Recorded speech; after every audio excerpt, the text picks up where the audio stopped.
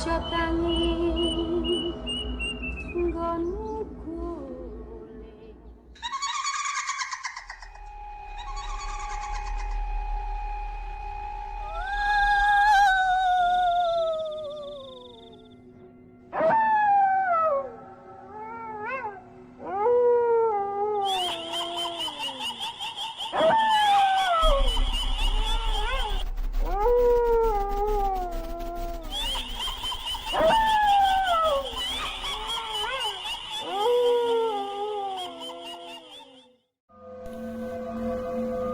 Assalamualaikum warahmatullahi wabarakatuh. Salam sejahtera buat sahabat Kang Asep Hidayat semua dimanapun berada. Apa kabarnya sahabat semuanya?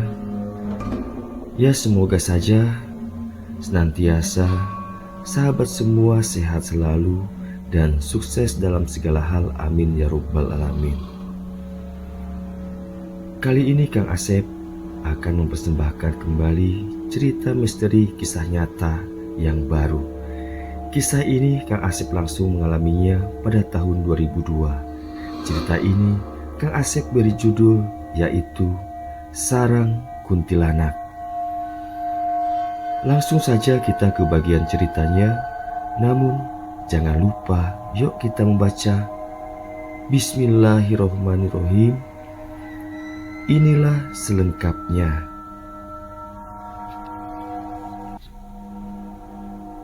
Pagi itu selesai apel pagi, kami anggota Sabara dikumpulkan di depan ruang Sabara untuk mendapat arahan atau perintah tugas dengan sikap istirahat dalam bentuk barisan. Kemudian Kasat Sabara membacakan satu surat yang ternyata itu sprint atau surat perintah untuk melaksanakan pelatihan kemampuan anggota.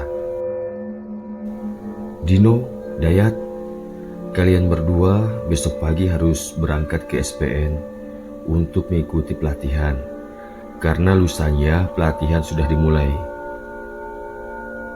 Demikian perintahnya kepada kami, yang perintah itu ditujukan kepada aku dan Dino. Mendengar namaku disebut, aku sebagai anggota hanya bisa menjawab siap saja. Karena konsekuensi sebagai abdi negara tentunya harus siap. Kapan dan kemana ditugaskan, apalagi saat itu aku masih junior, baru mengabdi 2 tahun.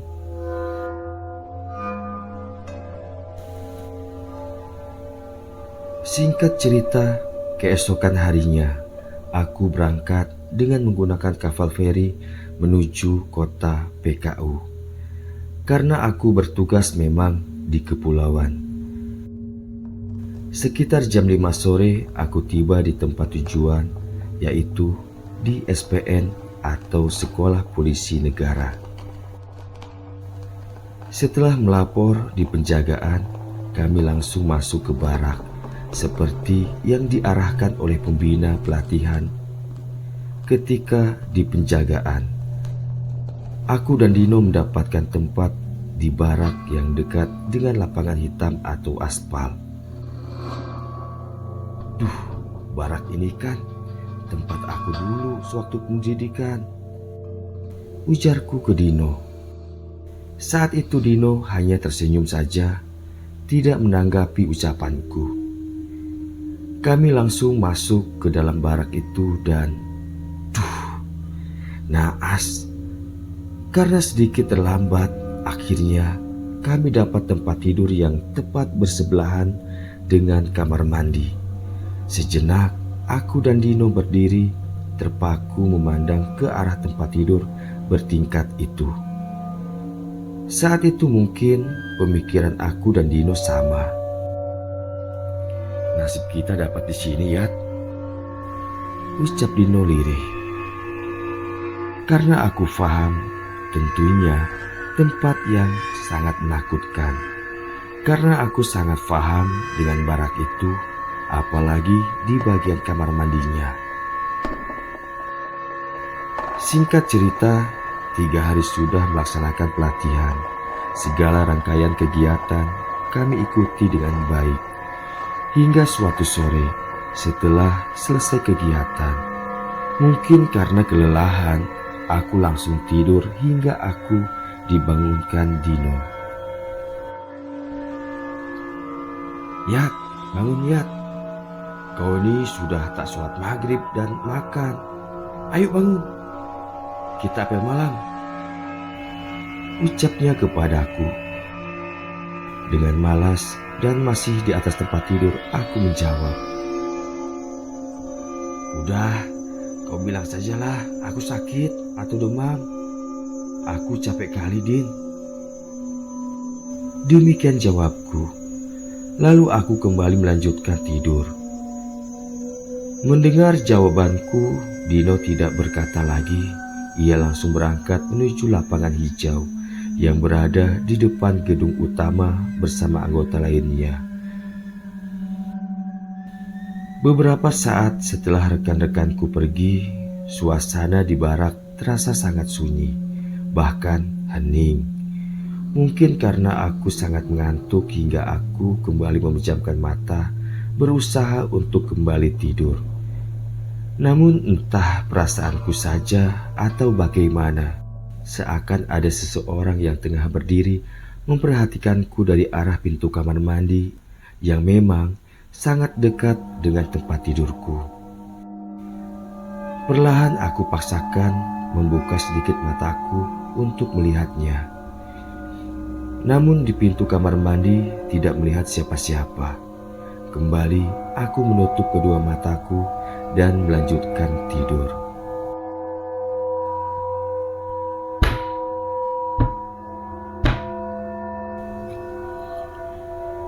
Kembali tidurku terganggu dengan suara bising seperti ada yang tengah mengetuk sesuatu. Tapi sudahlah, biarin saja. Demikian pikirku dan tak berniat untuk mencari tahu suara apa itu. Tapi suara itu terus berbunyi hingga memaksa aku untuk membuka kedua mata. Di saat aku membuka kedua mata, pandangan mataku langsung tertuju ke arah baris depan tempat tidurku. Sedikit aku menyipitkan mata untuk mempertajam pandangan karena maklumlah aku baru saja terjaga dari tidur. Samar, aku lihat seperti ada seseorang tengah duduk di atas lemari dengan kaki menjuntai ke bawah hingga mengenai pintu lemari besi. Mungkin itulah yang menimbulkan suara bising. Aku mengucek kedua mata untuk lebih memperjelas penglihatan dan kembali aku arahkan ke atas lemari itu. Akhirnya, dengan jelas aku dapat melihat siapa yang tengah duduk di atas lemari. Sosok itu duduk di atas lemari sembari mengetuk-ketukkan kakinya ke pintu lemari. Lalu ia tertawa ngikik hingga suara tawanya merontokkan mentalku saat itu. Sahabat Kang Asep semua pasti bisa menebak siapa gerangan sosok yang tengah duduk di atas lemari itu. Ya, beliaulah Mbak Kunti. Parahnya lagi, dia pakai tertawa. Padahal seingatku saat itu tidaklah ada yang lucu.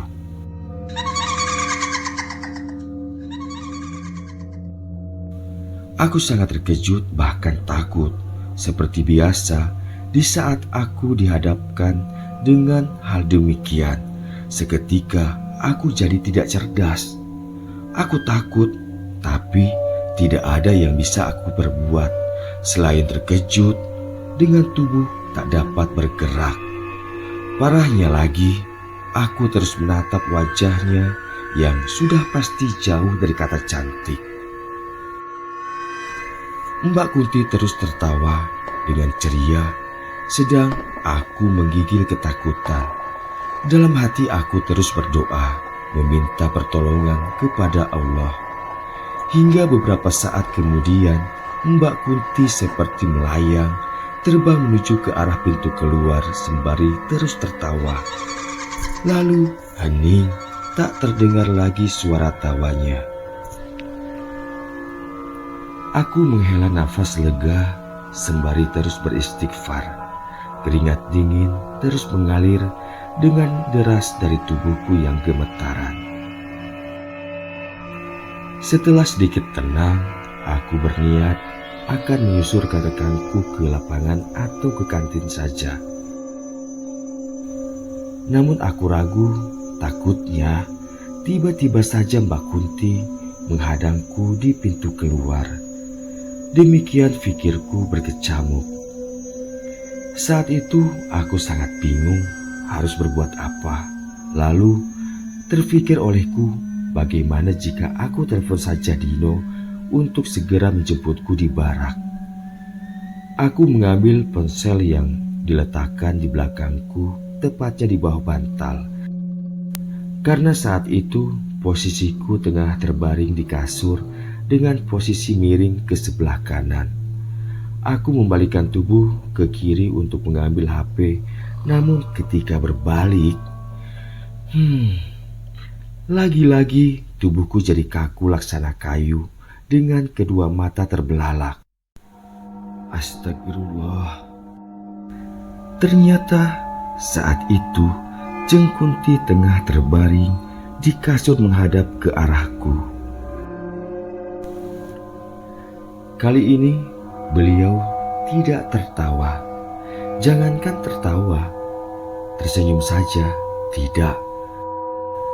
Perlahan pandangan mataku terasa kabur. Entahlah, mungkin karena rasa takut yang teramat sangat, bukan karena aku terpesona. Hingga saat itu aku nyaris pingsan. Tiba-tiba saja, "Yat, bangun Yat. Mandi dulu sana, kita ke kantin yuk." Aku mendengar seseorang memanggilku. Mendengar ada seseorang datang memanggilku bagai tersiram air sejuk karena senang. Alhamdulillah, seketika itu juga Jeng Kunti tidak terlihat lagi dari hadapanku. Aku membalikkan tubuh dan langsung bangun. Ternyata itu Dino yang datang. Selesai melaksanakan apel malam, Dino sangat terkejut melihat raut wajahku yang pucat dan basah dengan keringat. "Kamu kenapa, Yat? Kamu sakit ya?" Tanyanya kepadaku khawatir. "Nantilah aku ceritakan di kantin," jawabku singkat seraya menarik tangan Dino melangkah keluar barak. Melihat sikapku yang aneh tentunya membuat Dino heran dan bertanya, "Kau kenapa, Yat? Mandilah dulu sana, ganti baju," ucapnya kepadaku. Namun aku tak peduli dengan ucapannya. Dengan langkah cepat, aku terus menarik tangan Dino agar cepat keluar dari barak. Setibanya di kantin, sengaja aku memilih duduk di bangku yang paling sudut dan berhadapan dengan Dino. Tak sabar ingin tahu apa sebenarnya yang terjadi. Kembali Dino bertanya dengan raut wajah penasaran. "Kamu kenapa, Yat? Kok seperti orang ketakutan?" tanyanya kepadaku. "Din, aku tadi diganggu kuntilanak sewaktu kau pergi apel. Untung saja kau datang barusan. Kalau tidak, mungkin aku sudah pingsan." Demikian ungkapku menceritakan semua yang aku alami kepada Dino. Mendengar ceritaku, sejenak Dino terdiam. Lalu tiba-tiba saja ia tertawa dan berkata, "Kau mimpi kali, Yat," ujarnya dan mengatakan jika yang aku alami hanya mimpi. Melihat sikap dan ucapannya, tentu saja aku merasa kesal. "Din, aku tidak sedang tidur. Bagaimana aku bermimpi? Aku serius, Din. Kuntilanak itu awalnya duduk di atas lemari depan tempat tidur kita. Aku baca doa dan Dia terbang seperti keluar. Setelah itu, aku mau ambil HP di sebelah kananku. Rencananya, aku mau nelpon kamu. Tapi ketika aku membalikkan badan ke arah dinding itulah, kuntilanak itu sudah berada di sebelahku menghadap ke aku. Aku hampir saja pingsan kalau kamu tak datang menjemputku. Demikian terangku ke Dino. Mendengar penjelasanku, seketika Dino menghentikan tawanya. Lalu ia berkata, "Kamu serius, Yat?" Tanya Dino lagi memastikan. "Ya seriuslah, makanya aku ketakutan. Mudah-mudahan saja ntar kuntilanak itu mendatangimu, biar kamu percaya." Jawabku kesal. "Hus, sembarangan kamu ngomong. Ya kamu tak percaya sama aku, kamu pikir aku ngarang?" Jawabku kesal kepada Dino. Hari keempat kami melaksanakan pelatihan. Hari itu seperti biasa kami berlatih. Hanya saja pelaksanaannya di lapangan. Ditambah cuaca hari itu sangat panas. Tentu saja luar biasa menguras tenaga. Lelah sudah pasti karena yang namanya pelatihan fungsi sabara, pelaksanaannya banyak di lapangan. Jam 5 sore kegiatan selesai. Segera aku ke barak untuk mandi bebersih diri. Mumpung masih sore dan ramai. Karena aku masih trauma dengan kejadian kemarin. Jadi mumpung masih siang aku segera mandi. Setelah selesai mandi dan ganti pakaian, aku bersantai di tempat tidurku sembari menelpon Umi di kampung. Beliau meminta agar setelah selesai pelatihan, aku pulang walau sebentar ke kampung. Tak terasa waktu maghrib tiba. Aku melaksanakan sholat fardu maghrib di barak. Setelah selesai sholat maghrib, aku duduk sambil mengobrol bersama rekan lainnya. Namun aku tidak melihat di mana Dino. Aku coba mencari Dino di barak, namun tak aku temukan juga. Hingga akhirnya aku coba keluar barak. Samar di geremangan maghrib, aku lihat di gazebo kecil sebelah barak C yang kosong. Ada seseorang tengah duduk sambil menelpon. Setelah aku perhatikan dengan seksama ternyata itu Dino. Dino, dah maghrib, mandilah dan sholat dulu," teriakku kepadanya dari pintu barak. "Iya, bentar aku masih nelpon ya," jawabnya dari gazebo, lalu ia kembali melanjutkan nelponnya. Aku kembali bergabung bersama rekan lainnya hingga terdengar suara azan berkumandang dari masjid yang berada di SPN, menandakan waktu sholat fardu Isya tiba. Aku dan rekanku keluar dari barak menuju masjid untuk melaksanakan sholat Isya. Ketika keluar barak, sempat aku melirik ke arah gazebo untuk melihat Dino. Namun di sana aku tak melihat Dino. Kemana Dino ya? Demikian pikirku. Singkat cerita, setelah melaksanakan sholat di masjid, aku kembali ke barak. Namun di barak aku tak jua melihat Dino. Di gazebo juga tak terlihat olehku. Penasaran aku coba untuk menelponnya, dan tak lama telepon diangkatnya. "Halo, kamu di mana, Din?" Tanyaku setelah diangkat teleponnya. Namun Dino tak menjawab walau teleponku diangkat. Kembali aku bertanya, Dino, kamu di mana?" Demikian tanyaku lagi. "Aku di lapangan tembak, ya," jawab Dino singkat. "Ngapain kamu di sana, Din? Di sana itu..." Belum selesai aku berbicara, telepon diputuskannya. Duh, aneh Dino ini. gerutuku kesal. Sejenak aku termenung memikirkan Dino yang mengatakan sedang di lapangan tembak.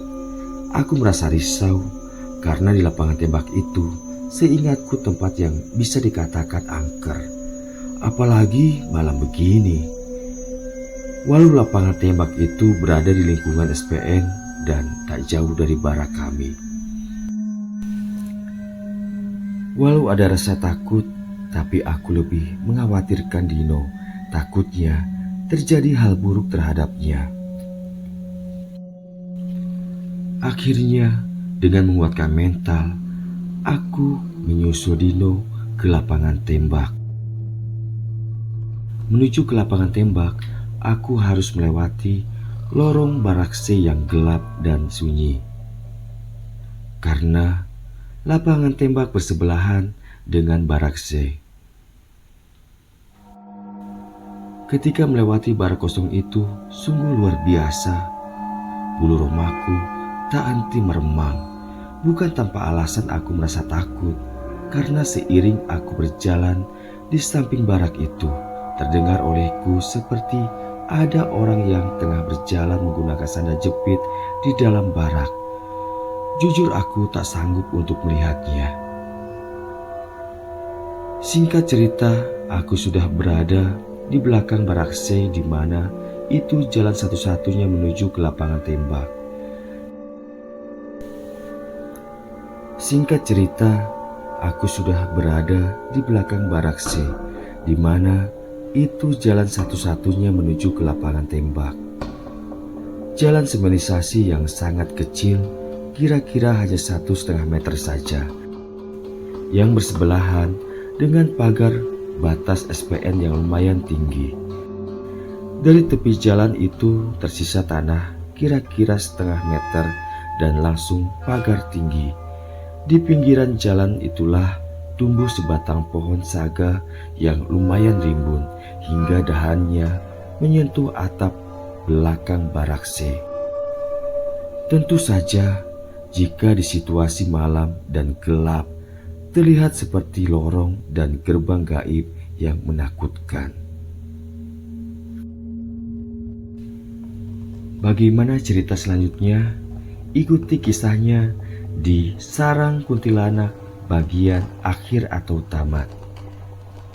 Kak Asep aturkan banyak terima kasih dan wassalamualaikum warahmatullahi wabarakatuh.